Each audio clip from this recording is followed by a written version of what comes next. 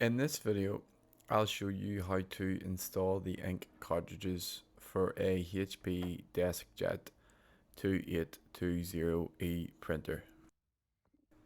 The first thing you need to do is remove the cartridges from the plastic packaging that they come in.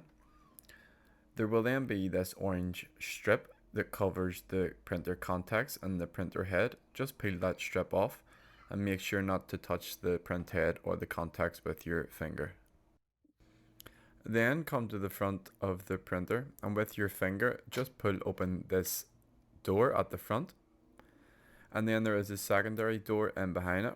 Just do the same thing, pull down the cover and make sure the printer is turned on. Then after a few seconds the print heads will be presented to you.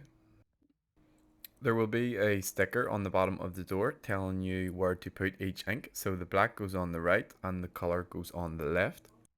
So with that information, we'll now take our black ink here, and you want the contacts, this part, to be facing the back of the printer. So it goes in like this.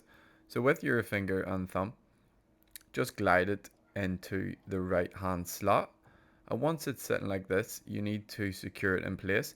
So put one hand on the printer and with your other hand just push it forward until you hear it click. We'll now do the same with the colored ink here. So you're just gliding it in between the two bits of plastic, and then to secure it in place, just give it a good firm push. You do need to use a bit of force, so don't be worrying about breaking it. And now go ahead and just close both of the covers that you opened.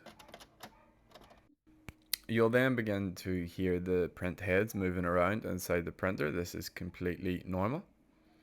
And then if you've done it right, you'll be able to see both ink levels on the display screen. So thank you for watching.